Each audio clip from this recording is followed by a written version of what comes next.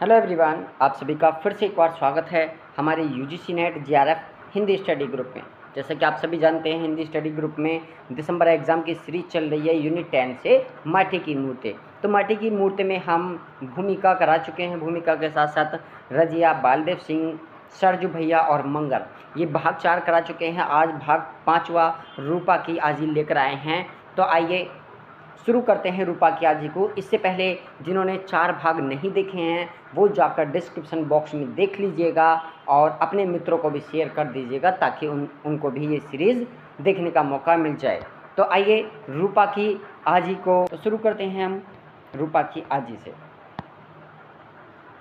चलिए देखिए, यहाँ पर भाग 5 आज हमारा रूपा की आजी है, इसको देखते हैं।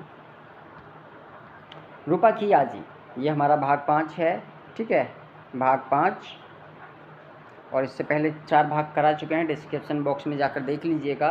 चलिए शुरू करते हैं रूपा की आजी। कुछ दिन चढ़े मैं स्कूल से आकर आंगन में पाल थी मारे, यानी चिरौदही का कोर पर कोर निगल रहा था। ये लेखक कहते हैं कि अकस्मात मामी ने मेरी थाली उठा ली, उसे घर में ले आई। पीछे पीछे मैं अवाक उनके साथ लगा था। थाली रख मुझसे बोली, बस यही खा, बाहर मत निकलना, रूपा की आजी आ रही है, नज़र लगा देगी। समझे? यानी समझे ना, बाहर मत निकलना। मैं समझता क्या खाक। हाँ, रूपा की आजी से कौन नहीं डरता, यानी कौन बच्चा उनकी बड़ी बड़ी आंखें देखकर ना सिहर उठता। वह डायन है। गांव भर में यह बात प्रसिद्ध है कि वह डायन है।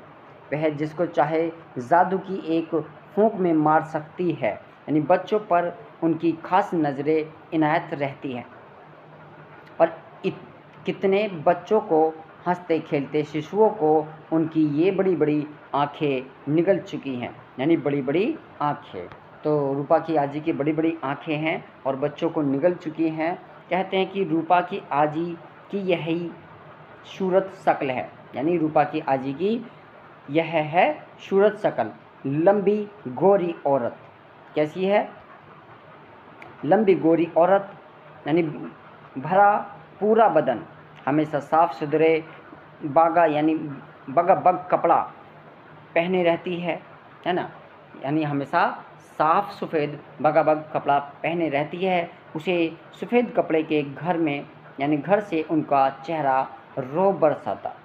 तो उस सफ़ेद कपड़े के घर से उनका चेहरा रो बरसाता। उनकी बड़ी बड़ी आँखें जिन पर लाली की एक हल्की छाया, पूरे बदन का ढांचा मर्दों के जैसा, मानो धोखे से इस्त्री हो गई हो।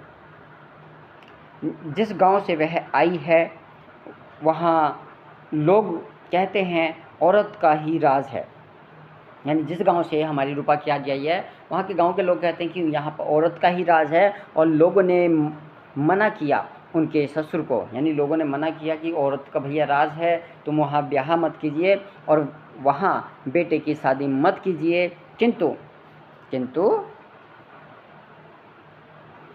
किंतु वह पूरे यानी अड़ियल थे, यानी ज़िद कर गए, यानी देखें यानी कैसी होती है वहाँ की लड़कियाँ, यानी उन्होंने ज़िद करा कि देखते हैं भाई वहाँ की लड़कियाँ कैसी होती हैं। रूपा की आजी ब्याह के आई। आने के थोड़े ही दिनों बाद ससुर जी चल बसे और कुछ दिनों के बाद रूपा के यानी दादाजी भी चल बसे। और इन दोनों की मौत यानी अजीब हुई। पहले तो इनके ससुर मर गए, फिर इनके दादाजी मर गए। ससुर जी दोपहर में खेत से आए और रूपा की आजी ने थाली परोस कर उनके सामने रख दी। 2 कोर खाए थे कि पेट में यानी खोंचा मारा और दर्द हुआ और खाना छोड़कर उठ गए। शाम होते होते उसी दर्द से चल बसे। रूपा के दादाजी एक बारात से लौटे, यानी थके मांदे नवोड पत्नी रूपा की आजी ने हंसकर एक गिलास पानी पीने को दिया और पानी पीते ही सिर धमका और ज्वर आया। उसी ज्वर से 3 दिन के अंदर स्वर्ग सुधार गए हमारे दादाजी, यानी रूपा जी के दादाजी। पहली घटना से ही यानी कानाफूसी शुरू हो गई थी।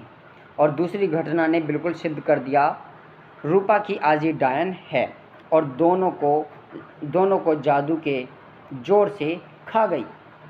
रूपा के पिताजी का जन्म उनके 3-4 महीने बाद हुआ और रूपा की आजी की गोद भरी। आखिर इस डायन ने अपना खानदान बचा लिया। यानी लोगों ने कहना शुरू किया, बेटे को इस डायन ने बड़े नाज से पाला पोसा और बड़ा किया और उसकी शादी की धूमधाम से। किंतु कैसी है यह चुड़ैल, शादी का बरस लगते लगते बेटे को भी खा गई। यानी मूछ उठान जवान बेटे को, कितना सुंदर गठीला जवान था वह, कुश्ती खेलकर आया और इसके हाथ से दूध पिया, खून के दस्त होने लगे, कुछ ही घंटों में चल बसा। उसके मरने के बाद इस रूपा का जन्म हुआ और रूपा अभी यानी प्रस्तुति गृह में ही कै कर रही थी कि उसकी माँ चल बसी। बाप रे, रूपा की आजी कैसी बड़ी डायन है। यानी डायन पहले अपने ही घर को सुहा करती है। यानी डायन पहले ही अपने घर को सुहा करती है। यानी जवान बेटे की मृत्यु के बाद रूपा की आजी में अजीब परिवर्तन हुआ।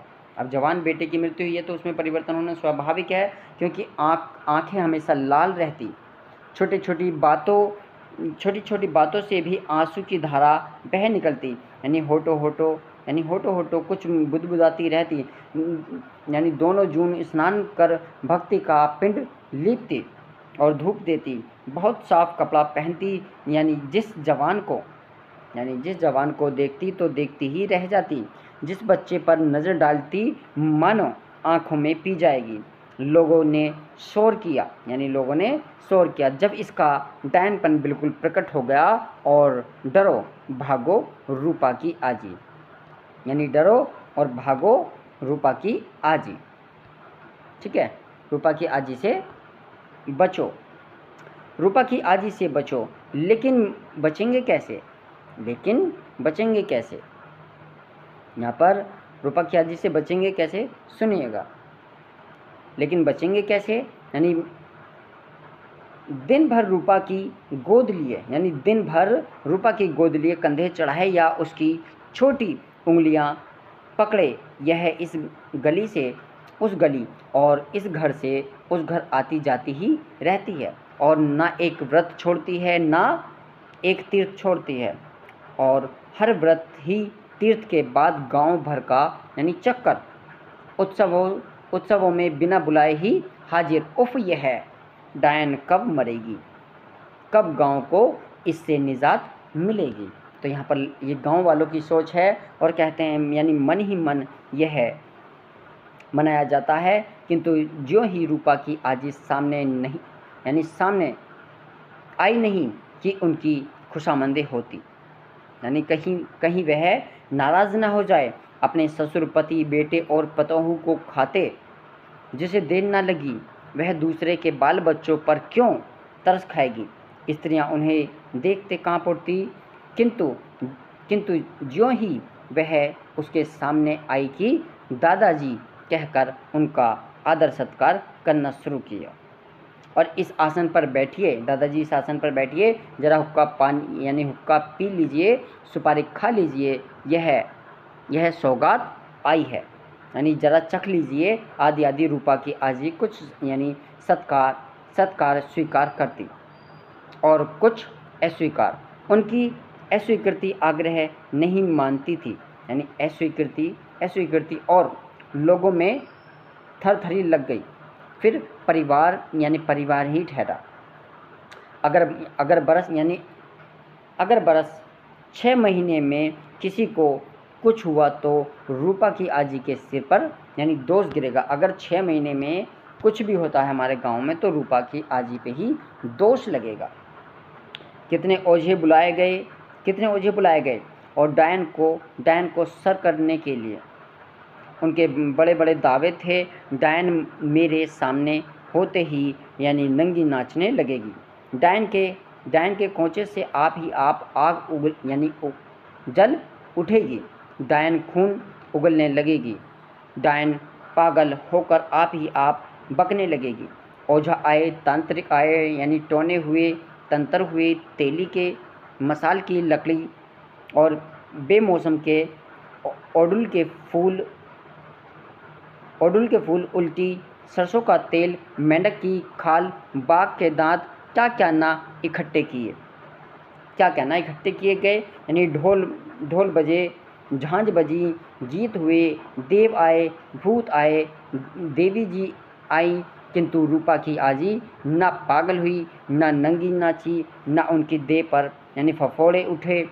ओझा गए, तांत्रिक गए, कहते हुए उफ यह बड़ी घाघ है, और बिना यानी कारुकमच यानी कारुकमछग गए, इसका जादू हटाया नहीं जा सकता। यानी कई ओझाए इसके लिए रुपए भी ऐंठते गए, किंतु रूपा की आजी यानी जस की तस रही, उस पर कोई असर, कोई प्रभाव नहीं पड़ा। अब लेखक कहते हैं कि यानी मैं बड़ा हुआ, लिखा पढ़ा, नए ज्ञान के भूत प्रेत से विश्वास हटाया और जादू टोने से आस्था हटाई, और मैंने कहा शुरू किया, यानी मैंने कहना शुरू किया, यह गलत बात है। रूपा की आजी पर झूठी यानी तोहमत लगाई जाती है। बेचारी के घर में एक के बाद एक आकस्मिक मृत्यु हुई, और उसका दिमाग ठीक नहीं। आँखों की लाली या पानी डायनपन की नहीं, यानी आँखों की लाली या पानी डायनपन की नहीं, उसकी करुणाजनक स्थिति की निशानी है। यानी बच्चों को देखकर, दुलार कर, जवानों को घूर घूर कर वह अपने जवान बेटे को याद करती या उसे भूलने की कोशिश करती है। यानी पूजा पाठ सब उसी की प्रतिक्रिया है। दुनिया में भूत जैसी कोई चीज़ नहीं, ठीक है, दुनिया में कोई भूत जैसी चीज़ नहीं, और जादू टोना सब गलत चीज़। लेकिन मेरी बात कौन सुनता है। यानी एक दिन मौसी मेरी इस बकझक से व्याकुल होकर बोली, हाँ तुम्हें क्या, तुम्हारे लिए ज़रूर जादू टोना गलत है, यानी भगवान तुम्हें चिरंजीवी करे, किंतु उनसे पूछो जिनकी कोख उस डायन ने सूनी कर दी, जिनके बच्चों को यह जिंदा चबा गई, यानी जिसके हंसते खेलते घर को इसने शमशान बना दिया, उनसे पूछो, तुमको तो ये सब क्या है, सब बेकार लगता है। कहते कहते उनकी आंखें भर आईं, यानी कुछ गरम बूंदें आंखों से निकलकर ज़मीन पर ढुलक रही, और फिर बोली, यानी उस पड़ोसिन की बात है, उसकी बेटी ससुराल से लौटी थी गोद भरकर, और एक दिन उसका 6 वर्ष का नाती आंगन में यानी किलक रहा था। कितना सुंदर था वह बच्चा, और जैसे विधाता ने अपने हाथों से संवारा हो, यानी जो देखता मोह जाता। और कई दिन मेरे घर आया था, ज़बरदस्ती मेरे कंधे पर चढ़ गया और दही मांगकर खाया, और तुतली बोली और चिकने चिकने दूध मुँहे दांत, यानी हंसता तो इजोरिया हो जाती, और किलकिलाता तो हर श्रृंगार झड़ने लगते, और वैसे बच्चे को भी वो खा चुकी। हाँ एक दिन वह बच्चा अपने आंगन में था कि यह भूतनी पहुंची, और यह भूतनी, ठीक है, एक मिनट, यह इसी तरह आंसू बहाती, होठ हिलाती, रूपा का हाथ पकड़े हुए, इसे देखते ही उसकी माँ का मुंह सूख गया और नानी डर गई, चाहा बच्चे को छिपा दे, और किंतु वह बच्चा छिपाने लायक भी तो नहीं था। यानी उद्यमी नटखट और झटपट दौड़ आया और इस चुड़ैल के कंधे पर चढ़ गया, और चढ़कर इसके बालों को नोचने, गर्दन को हिलाने और अपने छोटे छोटे पैरों से इसे यानी एड़ियाने लगा। और बच्चे की इस हरकत से भूतनी हंस पड़ी। बच्चे की इस हरकत से क्या है, भूतनी हंस पड़ी। भूतनी हंस पड़ी और पहली बार लोगों ने इसे हंसते देखा और फिर खुद घोड़ा बनी, बच्चे को सवार बनाया और बहुत देर तक घुड़दौड़ करती और बच्चे को हंसाती खेलती रही और बार बार उसे छाती से लगाती, कहती ऐसा बच्चा दूसरा ना देखा, ओहो मेरा बच्चा। यानी किंतु बात बीच में ही काट कर यानी फुट फुट कर रो पड़ी। उसे रोते देख बच्चे ने ही गुदगुदी लगाकर और रिझाकर बुझाकर उसे चुप कराया। चुड़ैल घर चली गई आशीर्वाद देती हुई, यानी जुग जुग जिए यह बच्चा, तुम्हारी गोद हमेशा भरी रहे बेटी और भरी रहे। और इसी तरह सोने की मूरत उगलती रही। उसकी माँ भोचक नानी के जैसे जी में जी आया। अब जब उसके जी में जी आया तब क्या होता, किंतु जानते हो इसके बाद क्या हुआ? उसकी मौसी कह रही है, अब जानते हो क्या हुआ? यानी मामा कहे जा रही थी, यानी मामी कहे जा रही थी, यानी कुछ ही दिनों के बाद लड़के को सूखा रोग लग गया। यानी कहाँ उसका वह रूप और वह रंग, वह चुड़ैल वह हंसी और सूख कर कांटा हो गया। यानी दिन रात चैं किए रहता, जो उसे देखते आंसू बहते और एक दिन आंसू की बाढ़ लाकर वह यानी उस दिन उसकी माँ को तुम देखते पागल हो गई थी बेचारी, बच्चे की लाश को पकड़े थी और छोड़ती नहीं थी। किसकी हिम्मत जो उससे बच्चा मांगे। आंसू सूख कर ज्वाला बन गए थे, उसकी आंखों से चिंगारी निकल रही थी, यानी बच्चे को छाती से चिपकाए थी जैसे वह दूध पीता बच्चा हो। यानी अंट संट बोलती और बच्चे के मुंह में छाती देने की कोशिश करती और उसे चुप देख कभी कभी चिल्ला उठती, और जब चिल्लाती मालूम होता उसका कलेजा फट रहा है। यानी सुनने वाले के भी कलेजा फटे। और मैं देख रहा था, यानी मामी का कलेजा आज भी फटा जा रहा है। किस्से का अंत शब्द से नहीं, आंसू के ज्वर से हुआ। किस्से का अंत क्या है? शब्द यानी अंत शब्दों से नहीं, ज्वर के आंसुओं से हुआ था।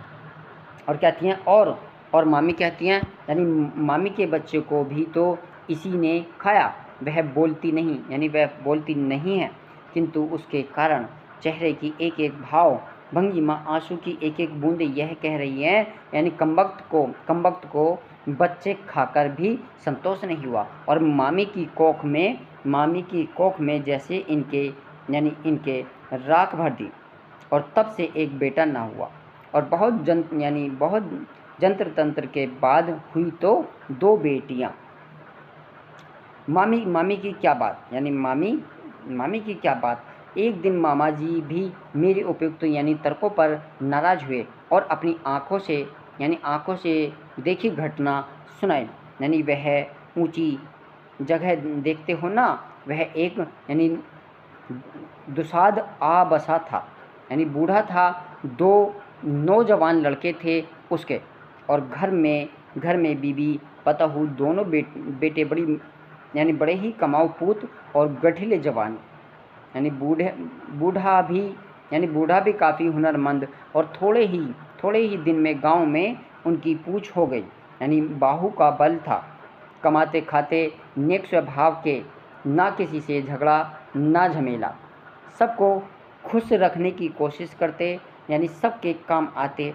और एक दिन वह बुधिया तुम्हारी रूपा की आजी जो थी पहुंची और बोली, यानी ज़रा आज मेरा काम कर दो। बूढ़े ने देखते ही यानी सलाम किया, बैठने को यानी कुश की चटाई रख दी, और बुधिया नहीं बैठी। यानी दुसाज से यानी हड्डी छुला जाती है। फिर मैं बागमानी। बूढ़ा ना बोला, यानी सिर्फ अर्ज किया, यानी आज तो दूसरे बाबू को वचन दे चुका हूँ, कल आपका काम हो जाएगा। बुधिया ने जिद की, नहीं आज ही मेरा काम होना चाहिए। और बीच में बड़ा लड़का बोल उठा, यानी दुसाध से हड्डियाँ छूती हैं, यानी दुसाध से हड्डियाँ छूती हैं, दुसाध से हड्डियाँ छूती हैं तो क्या घर नहीं छुएगा? यानी दुसाध से हड्डियाँ छूती हैं लेकिन घर नहीं छुएगा। यानी बुधिया तमक उठी, यानी तुम मेरा अपमान करते हो इसलिए ना कि मैं यानी निपुती हूँ, और मुझसे तुम क्या डर, यानी मुझसे तुम्हें क्या डर? यानी मेरा लड़का होता।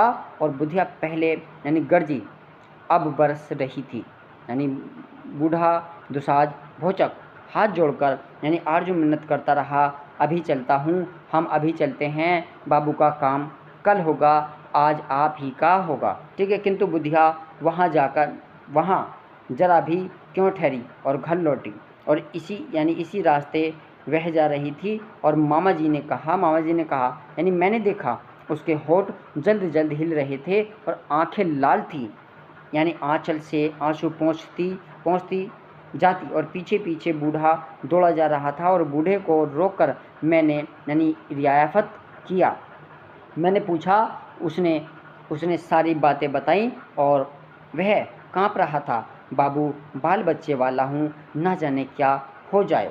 बाबू मैं तो बाल बच्चे वाला हूँ, न जाने क्या हो जाए। ठीक है, और विश्वास करेंगे, यानी तुम्हारी अंग्रेजी विधा इसके क्या मायने बताएंगी कि उस रात में बूढ़े के बड़े बेटे को सांप ने काट लिया। अब तुम्हारी विद्या क्या करेगी बताइए? यानी भोर में देखा हाय, वह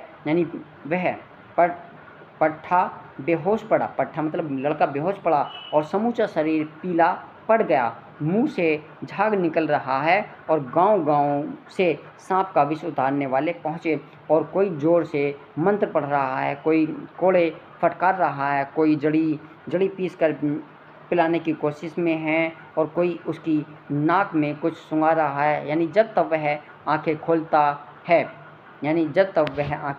खोलता है रह रहकर हाथ पैर फटकारता है, और फिर निस्तब्ध हो जाता है, और निस्पंद में और निस्पंदता और निर्जीविता में बदलती जाती है। बूढ़ा बाप छाती पीटता है, छोटा भाई दहाड़ मारकर रो रहा है। माँ और स्त्री गत का क्या कहना, यानी विष उतरने वाले कहते हैं हम क्या करें, सांप का विष उतरता है ना, यह तो आदमी का विष है। यानी सांप का विष तो उतरता है, यह तो आदमी का विष है, और सीधा जादू ठीक आधी रात को लगाया गया है। यानी उतर जाए तो भाग, और बूढ़े का वैसा भाग्य नहीं। और धीरे धीरे हम लोगों ने देखते देखते उसके जवान बेटे की अर्थी उठ रही थी, और दूसरे ही दिन उसका सारा परिवार गांव छोड़कर चला गया।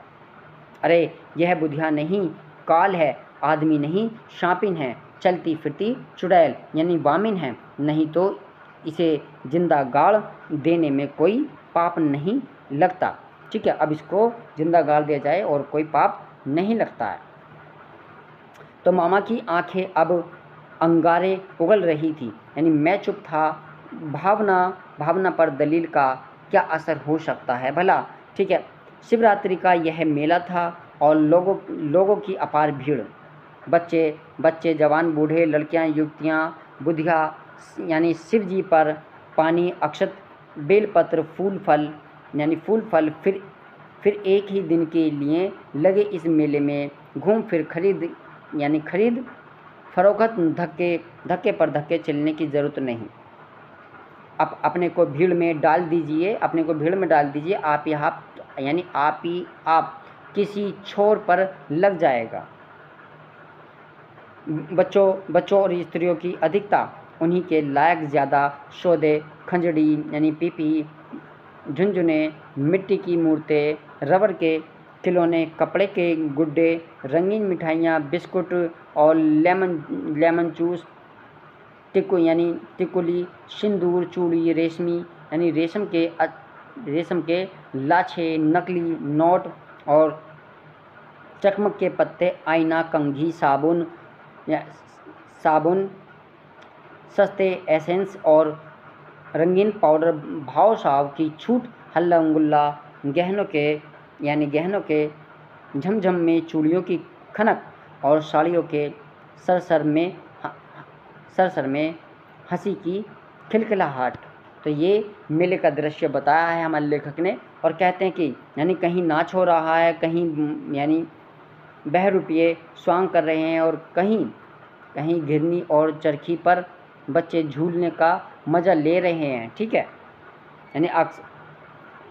अकस्मात एक ओर से शोर, पगली पगली पगली, छोड़ो छोड़ो छोड़ो, डायन डायन डायन, मारो मारो मारो। ठीक है, और एक औरत भागती रहती है, एक औरत भागी जा रही है, अर्धनंगी और अर्धमरी, लोग उसका पीछा कर रहे हैं। क्या बात है, बात क्या है?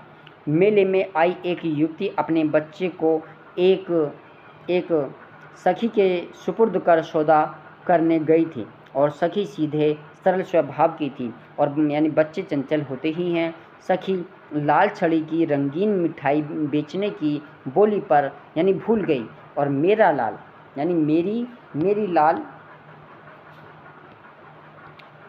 मेरी लाल छड़ी अलबत्ता, मैं तो बेचूं कलकत्ता, और मैं तो बेचूं कलकत्ता। ठीक, मैं तो बेचूं कलकत्ता। तो यहाँ पर वो उस बच्चे को भूल जाती है, उसकी सखी।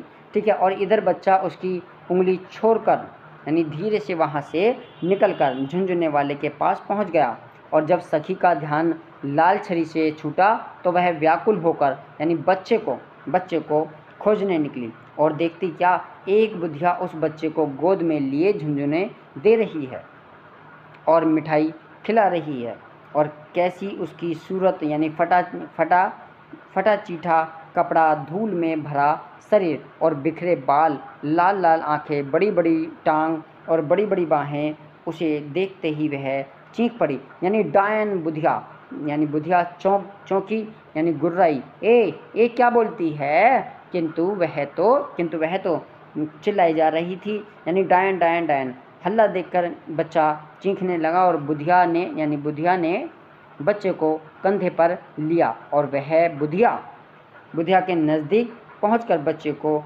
उससे छीनने की कोशिश करने लगी, और एक हल्ला, एक शोर, एक गोंगा। अब बच्चा सखी की गोद में, और बुधिया को लोग पीट रहे हैं। बच्चा बार बार उसकी ओर देखकर बुधिया कह उठता, और मानो उसकी मार पर तरस खाता हो, उसकी गोद को ललक रहा हो, किंतु कौन उस पर ध्यान देता है? बुधिया भागती जा रही है, स्त्री बच्चे मर्द उसके पीछे लगे हैं। थोड़ी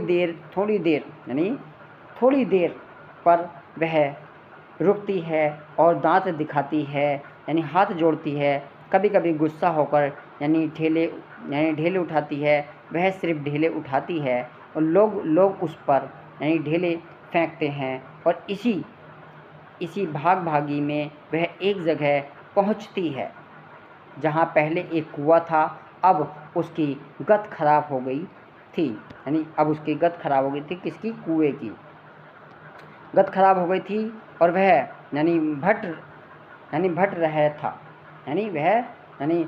रहा था, और भागने में व्याकुल उसका ध्यान उस ओर न रहा, धड़ाम से उस कुएं में जा गिरी। भीड़ रुकती है, कोई कहता है मरने दो, कोई कहता है निकालो, और जब तक निर्दयता पर करुणा की विजय हो, तब तक वह जल समाधि ले चुकी है। और यह उसकी लाश है, किसकी लाश? बुधिया की लाश, रूपा की आजी की लाश। ठीक है, और रूपा की आजी की लाश, और वह यह कहाँ? रूपा की शादी बड़ी धूमधाम से की उसने, और सारी जायदाद